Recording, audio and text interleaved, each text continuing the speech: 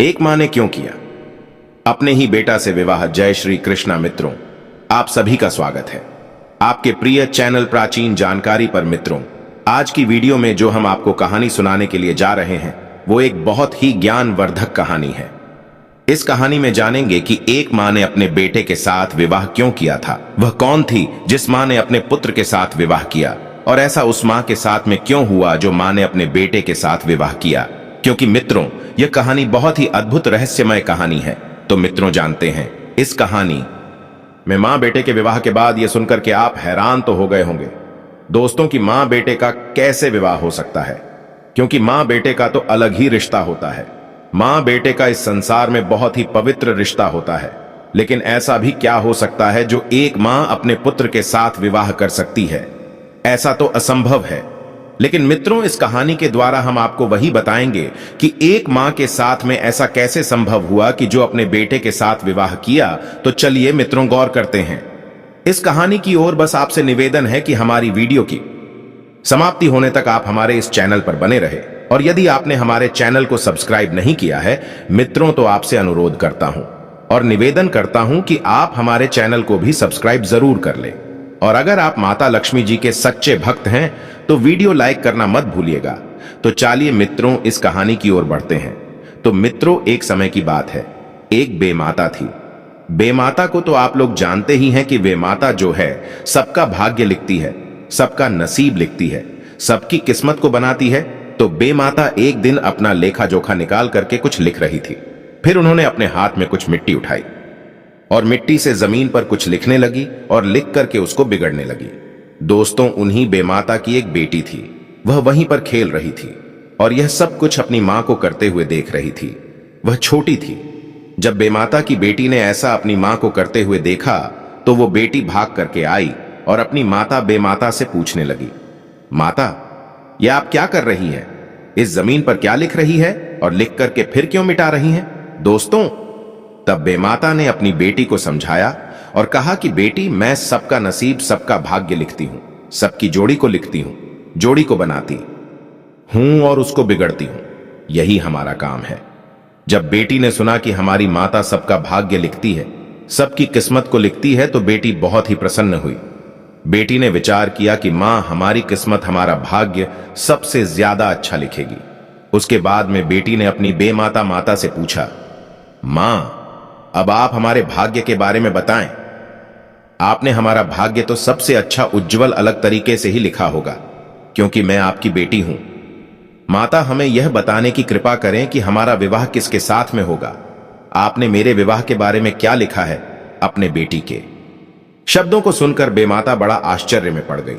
बेमाता बताना नहीं चाहती थी। बेमाता जो थी वह चुपचाप हो गई।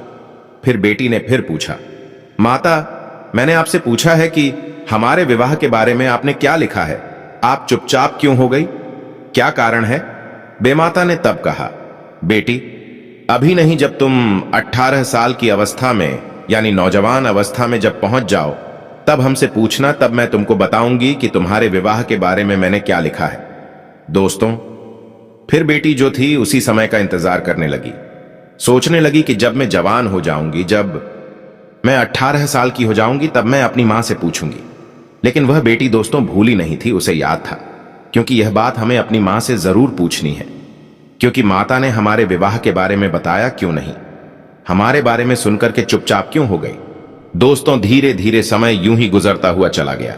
वह लड़की जो थी बेमाता की नौजवान हो गई। 18 साल की लगभग हो चुकी थी और बेमाता का तो रोज का काम था सबके भाग्य को लिखना, सबकी जोड़ी को लिखना, उसको मिटाना। दोस्तों, फिर लड़की एक दिन अपनी माता के पास में आती है, जो बेमाता का रोज का काम था, भाग्य को लिखना और मिटाना। अपनी बेमाता के पास में आई और बोली, आज आपको हमारे भाग्य के बारे में बताना होगा, क्योंकि आपने हमारा भाग्य अलग तरीके से लिखा होगा, क्योंकि मैं आपकी बेटी हूं। माता, आप हमें बताने की कृपा करें कि हमारे विवाह किसके साथ में लिखा हुआ है। जब बेटी ने पूछा तब बेमाता ने कहा, बेटी, हां, आज मैं तुम्हें बताऊंगी। वह माता कहने लगी, बेटी, तुम्हारा विवाह जो है तुम्हारे ही पुत्र के साथ में लिखा हुआ है। दोस्तों, बेमाता के जब यह शब्द सुने हैं तो वह बेटी घबरा गई। उसका चेहरा उदास हो गया और उसको क्रोध भी आ गया और क्रोध में आकर के कहने लगी, माता, तुम क्या सत्य कहती हो? तुम झूठ बोलती हो। क्या तुमने हमारे भाग्य रिश्ता बनाया है? अरे तुम कैसी मां हो? मैं तो तुम्हारी बेटी हूं, और तुमने इतना गंदा रिश्ता हमारी शादी में लिखा हुआ है कि मेरा विवाह पुत्र के साथ में होगा। जवाब दिया, हां बेटी, यही तुम्हारे भाग्य में लिखा हुआ है। तब वे बेमाता की लड़की कहने लगी, गुस्से में आकर के, माता, मैं तुम्हारी बात को असत्य मानती हूं, कभी सत्य नहीं मानूंगी। ऐसा नहीं हो सकता है, कभी हमारा विवाह अपने बेटे के साथ में नहीं होगा। बेमाता ने कहा, बेटी, चाहे तुम कितना भी क्रोध करो, चाहे कितनी भी गुस्सा करो, लेकिन मैंने जो लिख दिया वही होकर के रहेगा। तुम्हारा विवाह तुम्हारे ही पुत्र के साथ में होगा। अपनी माता की शब्दों को सुनकर के वे बेटी जो थी कहने लगी, माता, तो मैं शादी ही नहीं करूंगी, जीवन में शादी ही नहीं करूंगी, और जब शादी नहीं करूंगी तो हमारे संतान ही नहीं होगी, और जब मेरे बेटा ही नहीं होगा तो मेरा विवाह संतान के साथ में यानी पुत्र के साथ में कैसे होगा? मैं माता ने कहा, बेटी, आप चाहे कुछ भी कहो, लेकिन जो मैंने लिख दिया वह होकर के रहेगा। दोस्तों, क्रोध में छटपटाती हुई, उल्टी सीधी बातें करती हुई बेमाता की लड़की वहां से चली गई। इधर क्या होता है बेमाता की लड़की ने विचार किया कि मैं गांव में नहीं रहूंगी और मैं जंगल में जाकर के कुटिया बना करके रहूंगी। मैं किसी भी इंसान की, किसी भी पुरुष की कभी सूरत ही नहीं देखूंगी, ना अपने ऊपर परछाई पड़ने दूंगी। देखें हमारे संतान, हमारा पुत्र कैसे हो जाएगा, यह सोचकर कि बेमाता की लड़की दोस्तों जो थी वह जंगल में जाकर के कुटिया बना करके रहने लगी, और ऐसी जगह पर जाकर कुटिया बना करके रहने लगी जहां कोई भी पुरुष नहीं जाता था। वह सोचती थी कि मैं अपनी सूरत किसी भी इंसान को नहीं दिखाऊंगी, न किसी पुरुष की सूरत देखूंगी, अर्थात परछाई भी कभी नहीं पड़ने दूंगी। दोस्तों, इसी तरीके से उसका समय जंगल में गुजर रहा था। एक समय क्या होता है कि एक ऋषि जो थे वह उसी जंगल के रास्ते से जा रहे थे। उनके लिए बहुत भयानक प्यास भी लगी हुई थी और भूख भी लगी हुई थी। प्यास की वजह से ऋषि बहुत व्याकुल हो रहे थे। उन्हें उसी जंगल में कुटिया दिखाई दी। वे ऋषि उसी कुटिया के पास में पहुंचे हैं। विचार किया है कि इसमें जरूर कोई रहता होगा जिसके सहारे से हमको पानी मिल जाएगा, हमें भोजन मिल जाएगा, हमारी भूख शांत हो जाएगी, मेरी प्यास भी शांत हो जाएगी। और कुटिया के पास में जब पहुंचे हैं, उन्होंने दरवाजा खटखटाया, आवाज लगाई और कहा है कि मैं प्यार से व्याकुल हूं, बगैर पानी के मेरे प्राण निकल जाएंगे, अगर कोई अंदर है तो हमें पानी पिला दो। दोस्तों, लड़की ने किवाड़ खोले, लेकिन अपना चेहरा पूरी तरह से ढांका हुआ था, क्योंकि वे सूरत देखना नहीं चाहती थी और ना दिखाना चाहती थी। अंदर से उसने जल का भरा हुआ घड़ा निकाला और दरवाजे से बाहर ला करके रख दिया और अंदर घुस गई और कहा है कि ऋषिवर, पानी पी लो। दोस्तों, ऋषि ने तब उसके घड़े से पानी पिया, तब उनकी प्यास शांत हुई। उसके बाद में उसने अंदर से ही भोजन ला करके खिलाया है, ऋषि के लिए बाहर रख दिया और फिर अंदर चली गई और कहा है कि महाराज भोजन कर लो। दोस्तों, ऋषि को नहीं मालूम था कि यह कुमारी लड़की है। उन्होंने जब भोजन किया और पानी पिया, वे बहुत ही उसे लड़की से प्रसन्न हुए और जाते समय उन्होंने आशीर्वाद दिया है कि जा बेटी, मैं तुझे आशीर्वाद देता हूं कि तेरे गर्भ से बहुत ही अच्छा पुत्र पैदा होगा। दोस्तों, यह आशीर्वाद देकर के वे जो ऋषि थे वहां से चले जाते हैं। इधर दोस्तों, ऋषि के आशीर्वाद के प्रभाव से उस लड़की ने, उस कुंवारी लड़की ने जो बेमाता की लड़की थी, उसने गर्भ धारण किया और समय के अनुसार उसने अपने गर्भ से एक लड़के को जन्म दिया। और जब लड़के को देखा तो विचार करने लगी, कई बेमाता की बात कही हुई सत्य ना हो जाए। उसने सोचा कि हमें इस लड़के को नहीं रखूंगी, इस लड़के को खत्म कर दूंगी। अब दोस्तों, आप सोच रहे होंगे कि बिना बीज के पौधा उग कैसे सकता है। तो दोस्तों, मैं आपको एक बात बताता हूं, क्योंकि सृष्टि जो होती है वह दो ही प्रकार की सृष्टि होती है, एक अमेठी सृष्टि और एक मिथुन सृष्टि। अमेठी सृष्टि जो होती है वह आशीर्वाद से होती है। हमें अमथुन सृष्टि से ही यानी आशीर्वाद से ही संतान पैदा होती है।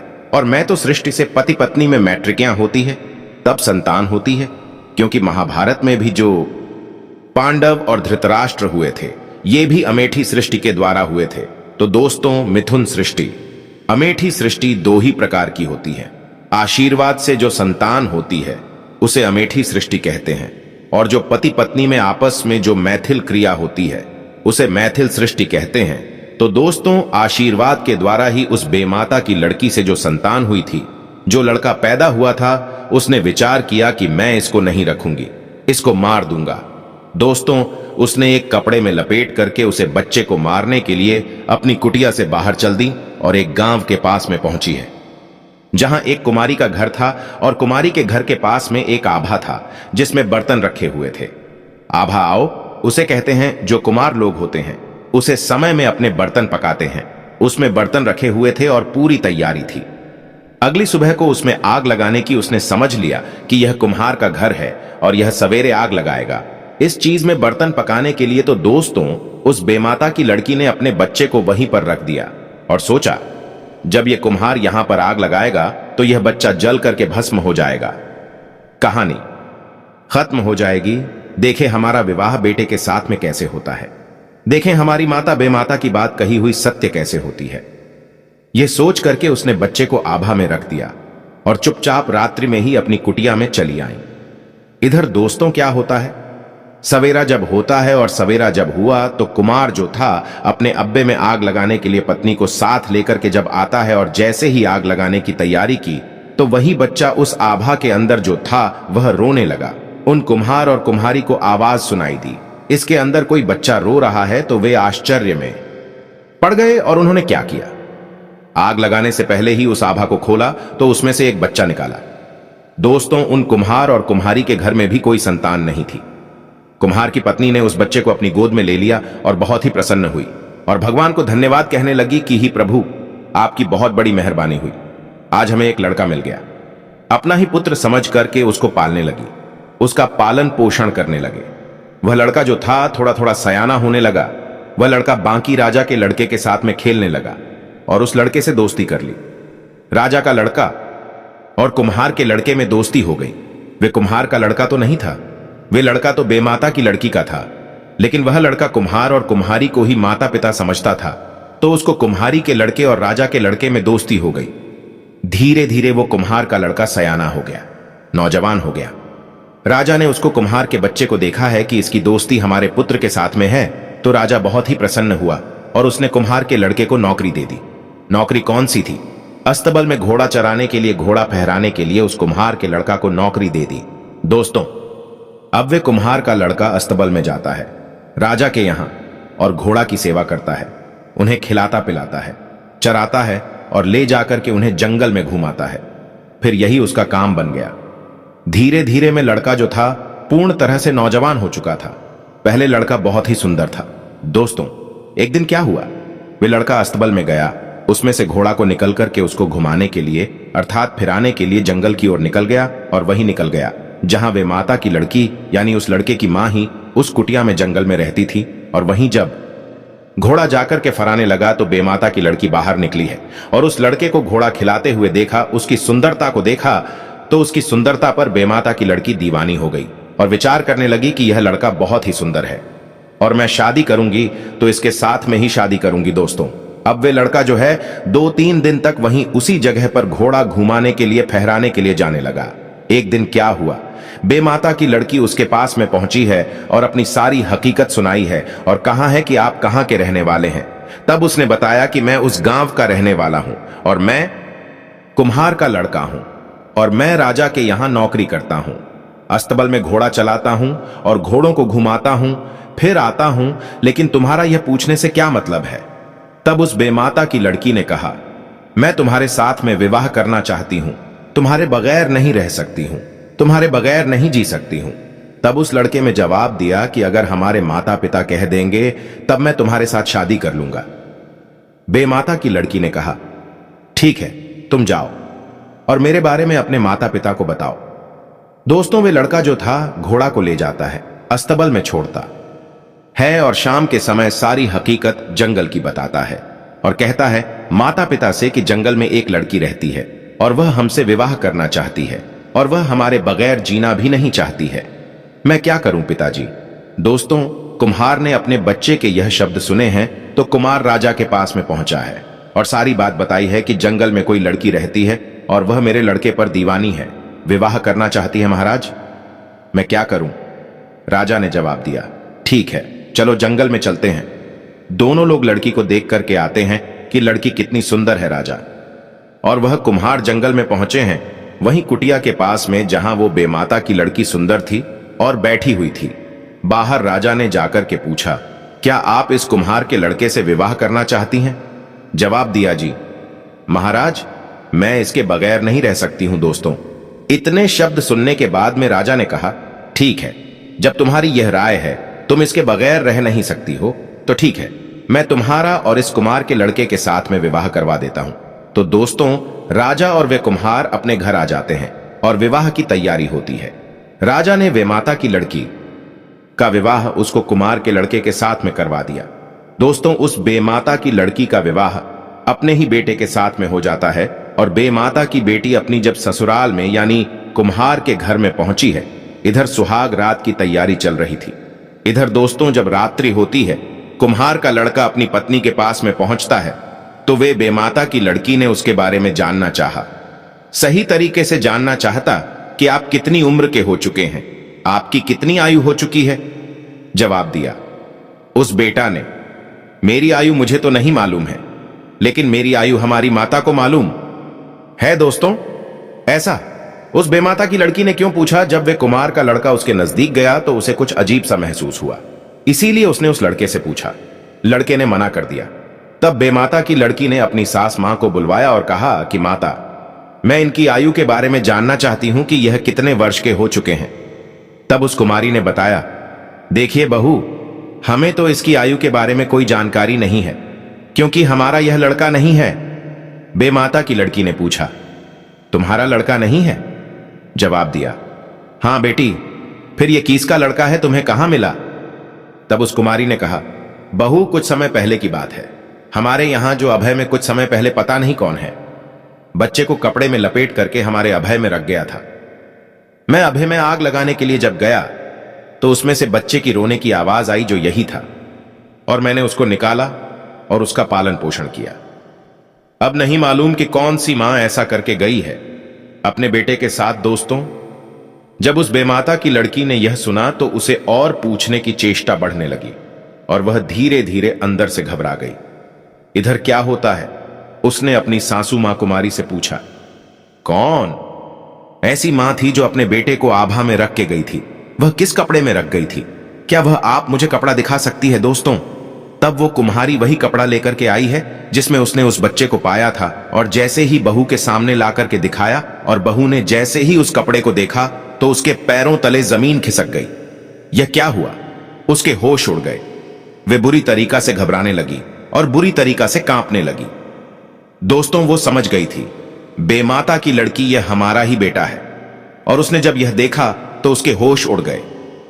शर्म की वजह से, शर्मिंदगी की वजह से वह वहीं घर से भागती है और जहां कुम्हारी का आभा जल रहा था उसमें जाकर के कूद गई और उसने अपने को खत्म कर दिया। तो दोस्तों, भगवान की कृपा ऐसी होती है, जहां अनर्थ होने के लिए जाता है, जहां घोर पाप होने के लिए जाता है, भगवान किसी ना किसी बहाने से दोस्तों बचा देता है। अगर भगवान आज नहीं बचाता, रिश्ता तो उनका पति पत्नी का बन चुका था, क्योंकि आखिर को मां बेटे थे। अगर वह रात गुजर जाती तो और भी अनर्थ हो जाता, इसलिए भगवान ने भयानक अनर्थ होने से, भयानक पाप होने से बचा दिया। मां बेटे के पवित्र रिश्ते में अनजाने में जो हुआ वो विवाह हुआ, लेकिन उस मां शर्मिंदगी की वजह से अपनी हत्या कर दी, अपने को जला डाला। और जब यह देखा उस कुम्हार कुम्हारी ने और उसे बेटे ने, तुम्हें तीनों लोग समझ गए। इसका मतलब क्या है कि यह जाकर के अभय में जल के मर गई। इसका कोई गहरा रहस्य था। दोस्तों, इस कहानी से हमें यह सीखने को मिलता है कि विधि का विधान कोई नहीं बदल सकता, लेकिन हर परिस्थिति में हमें अपनी सूझबूझ से काम लेना चाहिए। दोस्तों, आप लोगों से निवेदन था, वीडियो लाइक करना मत भूलिएगा। राधे राधे।